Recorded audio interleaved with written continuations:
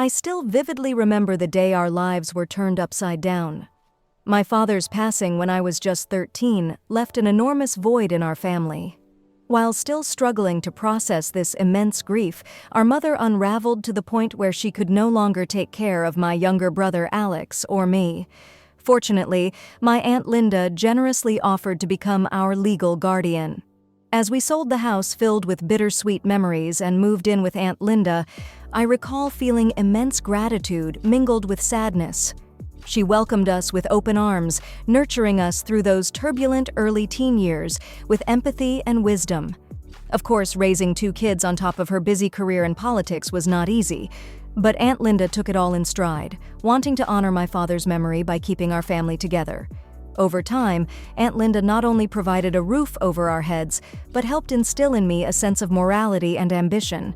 She taught me to pursue excellence while walking the righteous path, and for that lesson that shaped who I am today, I owe her everything. So, upon graduating from university, when I struggled to land that first job, it felt only natural to turn to Aunt Linda for assistance. I still cringe now thinking about our conversation over dinner when I asked her. "My dear Jordan," she replied, peering at me over her bifocals, "you know how highly I think of you, but I cannot simply hand you a job on a silver platter. I worked my way up from the ground floor in my career, and you must forge your own path." "Of course," I said, cheeks burning with embarrassment for having asked. "I understand, Aunt Linda. I didn't mean to imply—" Aunt Linda reached over and gave my hand a gentle pat. "I know you didn't mean it that way. Here's what I can do. I happen to know there's an entry-level opening in the marketing department of that new firm, Making Your Mark. The hiring manager, Gregory, is an old college friend of mine." She gave me a conspiratorial wink. "I can make an introduction, rave about what a talented hard worker you are, and help you get your foot in the door for an interview. But after that, you'll have to secure the position based on your own merit." "Agreed." I broke into a smile, suddenly flooded with relief and excitement about this opportunity. "Oh, thank you, Aunt Linda," I exclaimed. "I can't tell you how much I appreciate this. And don't worry, I intend to work my tail off to earn this job." And that is how this exciting but turbulent new chapter in my professional life began. Little did I know how much Aunt Linda's quiet assistance behind the curtain would impact not just my career trajectory, but my relationships with Alex and my mother as well. But more on that later. I still remember the whirlwind of my first days at Making Your Mark marketing. I was thrilled but also anxious to prove I deserved this opportunity, especially with Aunt Linda's reputation on the line for sticking her neck out to recommend me. The team seemed friendly enough, if immersed in their own deadlines and projects. My direct manager, Gregory, greeted me with a brisk handshake before quickly ushering me to my tiny cubicle tucked away in the corner. "There's not much time for hand-holding here, I'm afraid. Your credentials from Linda are impressive, but we work at a fast pace, so you'll need to catch up quick." Overwhelmed with the rapid influx of information and expectations, I blinked back tears that first evening as I stayed late, trying desperately to come up to speed. That's when I first met Damien, a senior manager who noticed my lights still on and popped his head in. "Whoa, you look a bit battered and bruised for only the first week," Damien joked affably. Unlike Gregory and the others, he actually took the time to ask about my background and offer guidance. We ended up chatting for over an hour about navigating workplace politics and managing expectations as a recent grad. From that night onward, Damien became an invaluable ally and mentor. Whenever I felt in over my head on a project or clashed with a difficult coworker, Damien helped me maintain perspective. "You were hired for good reason, Jordan," he would remind me, "but never forget that soft skills matter just as much as raw talent." Over time, I learned to assert myself more confidently with Gregory's impatient demands, and even build an amicable rapport with Terrence, the rival colleague who initially intimidated me with his flashy Harvard pedigree and ruthless work ethic. And through it all stood Damien, his calming wisdom a stark contrast to Aunt Linda's direct string-pulling that landed me the job in the first place.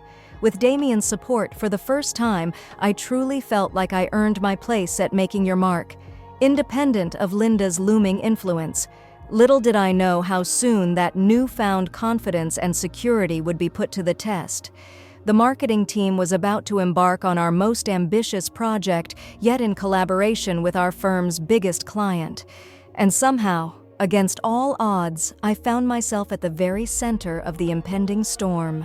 Working at making your mark was proving even more challenging than I expected. But with Damien's guidance, I managed to hold my own and contribute meaningfully to major marketing campaigns for our top clients. Still, I often found my thoughts drifting to my family, whom I rarely had time to see during this demanding period, trying to establish myself professionally. I knew Aunt Linda worried about my brother Alex, who had become alarmingly apathetic after high school, lacking drive or direction.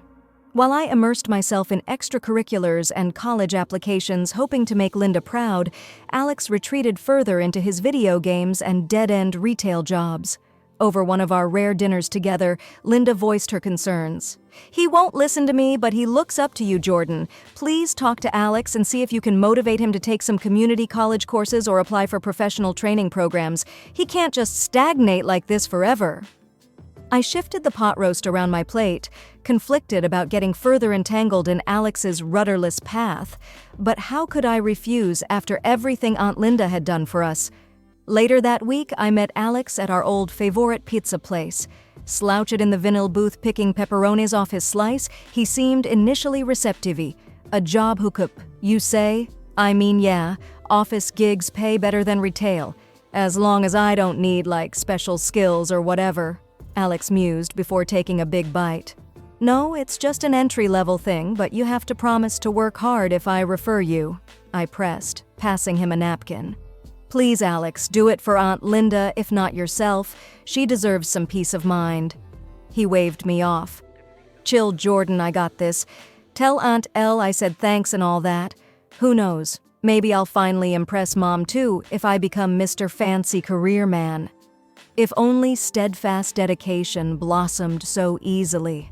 But over the next few weeks, Alex kept excitedly pestering me for updates about potential openings at Making Your Mark. Between him and Aunt Linda's anxious check-ins, the family pressure mounted until I could no longer resist despite my better instincts. Damien had cautioned me about mixing family with business, but I foolishly ignored his advice. I was determined to finally get Alex on a proper path, even if through somewhat questionable means. Surely the ends would justify this minor bending of professional rules. But as the saying goes, the road to ruin is often paved with good intentions. In retrospect, I should have known better than to pull strings to get Alex hired, but between his incessant badgering and Aunt Linda's meaningful looks of "give him a chance," I caved. I convinced a beleaguered hiring manager that Alex would be an ideal candidate for an entry-level opening on their team. At first, Alex played the part well enough to ease my initial doubts, showing up eager on his first day wearing a shirt and tie I had bought specially for his big corporate job. But soon the early morning alarms began to take their toll on Alex's nocturnal gaming lifestyle. Then came the missed deadlines and bungled assignments, despite the manager bending over backwards to provide extra coaching and resources. Each time I intervened on Alex's behalf, imploring the team lead, "Just give him one more chance, I promise he'll turn it around," my own credibility diminished. Mandatory Saturday trainings were enforced after Alex spectacularly botched a client presentation. By then, the manager's strained patience had reached its limit. "Look, Jordan," she confided. "I know he's family, but Alex clearly isn't cut out for this. I'm afraid I have no choice but to let him go." When I broke the news to Alex over beers later, he merely shrugged before taking another long swig. "Office gigs aren't really my thing anyways. At least I can game in peace again without those annoying early calls." "Are you serious?" I retorted, grabbing his arm. "Do you have any idea the strings I pulled and favors I called in so you could have this incredible opportunity? And now, thanks to your complete lack of dedication and effort, we're both out of a job." Alex yanked his arm back, eyes suddenly clearing from their typical bleary apathy. "Wait, they fired you too?" I slumped back in the booth, anger ebbing to resignation. Of course they did. I destroyed all credibility sticking my neck out for someone who clearly didn't give a damn. An uncomfortable silence swelled between us. "Well, that was pretty dumb of you," Alex finally muttered. At that, something inside me snapped. I tossed a $20 on the beer-soaked table and stormed out, Alex's shouts echoing behind me. For the first time in my life, I didn't care what Aunt Linda or anyone else said. I refused to clean up yet another one of my brother's messes, and I had no idea where to even begin picking up the shattered pieces of my once so very promising career and life dreams. After the bitter falling out with Alex, I found myself adrift, both emotionally and practically. Rage simmered within over wasted potential and severed trust, but underlying the anger lurked shame and disappointment, in my foolish lapse of judgment, in Alex's apathetic nature, and in letting down so many people who had invested their hopes in me. I bounced between friends' couches for a few weeks, dodging concerned texts from Aunt Linda. As much as I missed the stability of her home, I needed space to process this seismic shift and reevaluate my life path going forward. My friend Ajay took me out for evening strolls along the harbor, patiently listening as I volleyed between venting, questioning, and soul-searching. Under the flickering lamps with waves gently lapping, the jumbled shards of my psyche gradually realigned into a mosaic depicting hard lessons, yet glimmers of hope. "You're one of the most talented people I know, Jordan," AJ remarked one night as we gazed out at the boats bobbing in the marina. "But you've always tied too much of your self-worth into pleasing others, your aunt, your brother, your colleagues. It's time to tune out those external voices so you can hear your own." I nodded slowly, a bittersweet revelation taking root. I've been so obsessed trying to prove myself by meeting unrealistic expectations, I never bothered defining what actual success means to me. You're right. I need to relearn who I am and what I want, minus all those pressures and conditioned beliefs.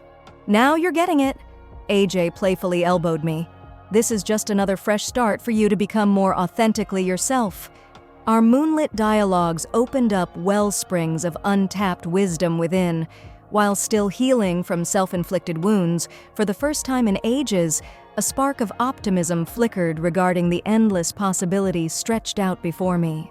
All I needed to ignite that flame and chart this new destiny was some careful tending from those like Ajay, who nourished rather than exploited that fragile light within. After weeks of soul-searching, I knew I needed to face Aunt Linda and take accountability for the mess I had made. I asked to meet her at a quiet cafe where I confessed everything that had transpired with Alex, shoulders hunched in shame. Aunt Linda listened silently, absent-mindedly shredding a napkin as I laid bare my lapse in judgment. Finally, I sputtered out, "So they fired both of us. I'm so sorry to disappoint you after everything you've done for me." I braced myself for admonishment, but Aunt Linda merely sighed before reaching out to squeeze my hand. "Oh, Jordan, of course I'm disappointed. But life is long. There will be many triumphs still ahead once you move past this. We all make mistakes." A wistful glint flashed in her eyes that I couldn't quite place. I knew Alex had avoided her since losing his job. When I hesitantly brought him up, Aunt Linda shook her head. "He needs to learn things the hard way, I'm afraid. But Alex has talents that may surprise you. As a child, he was always building little gadgets and taking things apart to see how they worked. Such curiosity and intuition for mechanics is rare. Perhaps he can still nurture that potential."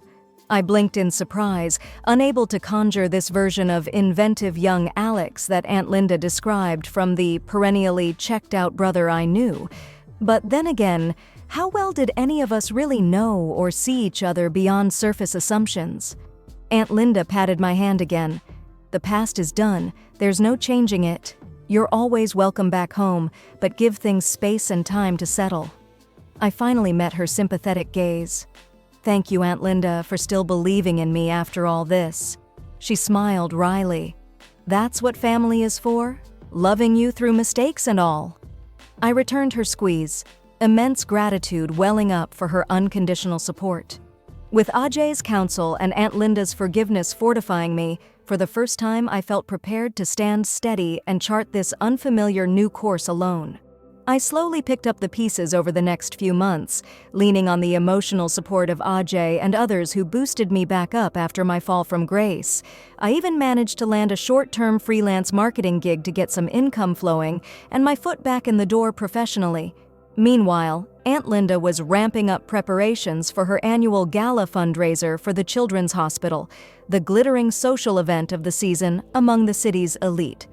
I planned to grit my teeth and make an appearance to support her, even if it meant facing the judgmental gazes of former colleagues in the wake of my scandalous firing.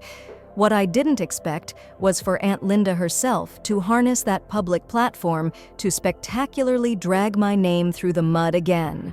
After smiling for photographs and schmoozing donors, she commandeered the mic for an impromptu speech.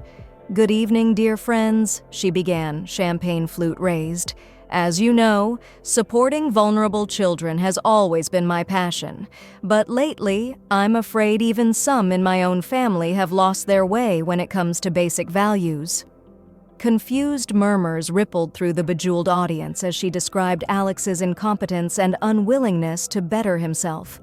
My skin prickled with shock as her candid rant described my enabling and willing blindness towards Alex's shortcomings. "Some people sadly lack moral fortitude or strength of character," Aunt Linda concluded, an edge of bitterness in her smile. "I can only ensure that my own dear niece or nephew never lacks for wisdom and integrity." A chill slithered down my spine at this humiliating betrayal as I scanned the room of gleefully scandalized faces. Before I even grasped the full situation, Alex stormed up and grabbed my arm. "This is all your fault," he seethed, reeking of alcohol. "You and Aunt Linda just love cutting me down." He turned to appeal drunkenly to the recoiling spectators. "But hey, folks, at least I never pretended to be Little Miss Perfect over here while stabbing family in the back." Gasps erupted as security hauled a belligerent Alex towards the exit. Meanwhile, I glimpsed my ashen-faced mother pushing through the crowds towards me, tears filling her eyes at this ultimate humiliation. As we stood frozen amid the speculative whispers and lingering scent of Aunt Linda's saccharine perfume, all I could think was, family loyalty indeed. The knife in my back felt plunged in even deeper this time. In the aftermath of the disastrous gala, I avoided all contact, unable to even look at missed calls from Aunt Linda or my mother. A toxic mixture of anger and embarrassment coursed through me. I needed time and distance to process how relations could possibly heal after such betrayal. It was my childhood friend Raquel who finally helped melt my hardened shell during one of our late-night phone conversations. "What Aunt Linda did was super messed up," Raquel offered after listening to me vent, "but playing the blame and silence game forever won't make this better either. If you value those relationships, someone has to swallow their pride and reach out first." I bristled, the fresh wounds still too raw. "Why is it always my responsibility, though? I wasn't the one who humiliated family publicly or got wasted making a scene," I muttered bitterly. "I'm not saying their behavior was okay or that you should excuse it," Raquel countered gently. "But think back on who showed up during your lowest times, too. If Aunt Linda was just some toxic presence, it wouldn't hurt this much." I slowly exhaled, memories rushing back of Linda embracing my grieving 13-year-old self, patiently helping with homework, celebrating achievements. "You're right," I acknowledged quietly. "Her love felt unconditional before all this." I squeezed my eyes shut in sudden exhaustion. "But I just don't have the bandwidth to fix this alone right now." "Then tell them that," Raquel urged. "Explain your limits, but leave the door open. If they value your peace of mind, they'll give you space while working to rebuild that trust." I felt my shoulder muscles relax, hearing Raquel's reasoned empathy and faith things could improve if all parties stayed open. With her encouragement, I resolved to try mending ties, even if incrementally on my terms. The ability to forgive felt too vital not to at least attempt, no matter how long the journey. In the months following the gala disaster, I focused on rebuilding my career and relationships one cautious step at a time. The marketing manager at my former firm, Make Your Mark, shocked me by offering freelance work. "I always thought you had raw talent," he confessed. "Don't let other distractions hold you back from honing your gifts." Encouraged, I poured everything into these freelance projects, determined to regain my reputation solely through dedicated work, not relies or handouts this time. Within a few months, the firm invited me back full-time with an improved role and title. On the personal front, I initiated careful reconciliation with both Aunt Linda and my mother. We had difficult but healing conversations, acknowledging harm caused on all sides. While trust would take time to fully mend, I chose to let go of resentment, instead valuing these complex women who, despite their flaws, added richness to my life. It was Alex who remained the most taciturn following the whole ordeal. On the rare occasion I spotted him lumbering around town, he either ignored me or grunted non-committally if I asked after his welfare. During a vulnerable moment, I even worked up the nerve to ask Aunt Linda about her past and what fueled her at times controlling nature within our family. As she confessed painful secrets around previous miscarriages and relationship issues, I felt old judgments dissolve. Her humanity shone brighter, contextualizing the fear and urgency around securing a lasting legacy through Alex and me. My own life felt freer and full of potential, being less tethered to others' expectations. By walking my own path, even loved ones I had misunderstood revealed hidden depths. With this elevated perspective, I chose to appreciate each person as the complex masterpiece they were, limitations and all. My renewed passion centered not on garnering outer validation, but continuing this profound inner work of growth. Life moves on, relationships evolve, wounds slowly scar over. I immersed myself in my marketing career, continuing to build skills and take on leadership roles. Though no connections or favors paved my way this time, I also reconnected with community groups, realizing success meant little if not shared.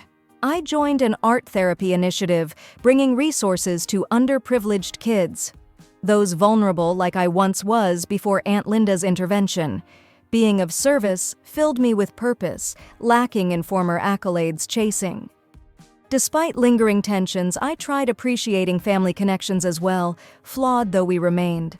During a routine nephew visit, I noticed Alex suspiciously adjusting knobs on Linda's ancient television set. To my shock, the screen suddenly popped into vibrant focus. Alex flushed as I raised an eyebrow. "Oh yeah, well, I was just tinkering around with that old circuitry and stuff. Been teaching myself some repair techniques online," he mumbled, not meeting my gaze. But I simply smiled, heart gladdening at this glimmer of dormant potential awakening. "That's awesome, Alex. Electronics engineering seems a natural fit." His eyes widened briefly before he looked away, shrugging but unable to hide a hint of pleasure at the praise. Our conversation flowed more genuinely than it had in years. Witnessing Alex's emerging sense of purpose filled me with hope. Meanwhile, Mom made tentative attempts to reconnect post-gala fallout, sending articles on getting back out there. Her messages often missed the mark, but showed effort to understand my world. One Sunday lunch, Linda grasped my hand gently, voicing remorse for past actions. Her from-scratch apple pie had always been my favorite. As she sliced me a generous portion, I found myself splitting sides with her and Alex over some silly episode from our childhood. In that golden moment, the past felt redeemed by renewal staring back at me from across that familiar table. All any of us could do was forge ahead as best we were able on this imperfect journey called life.